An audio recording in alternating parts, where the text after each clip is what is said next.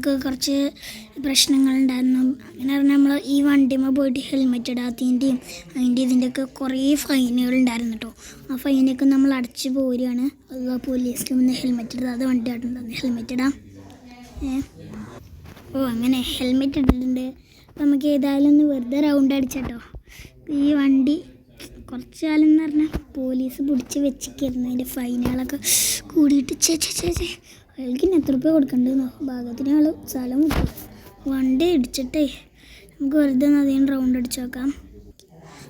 എന്ത് രസമാണ് ഇപ്പോൾ അത് അങ്ങനെ പോയിക്കൊണ്ടിരിക്കുക. നമ്മൾക്ക് ഈറ വന്നിട്ടേ ക്യാമറ കഴിഞ്ഞു കേട്ടോ നേരത്തെ. പിന്നെ ഹെൽമെറ്റ് ഒരു നമ്മളെടുത്ത് വെച്ചു. നമ്മളെടുത്ത കളി ഹെൽമെറ്റൊക്കെ എന്ത് പുല്ലൊട്ട് സാധനം. അടിപൊളി.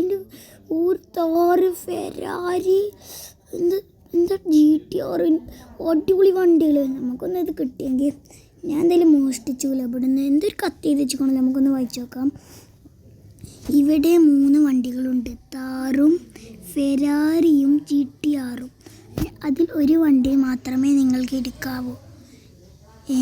അപ്പോൾ അതാണ് കത്തിട്ടോ.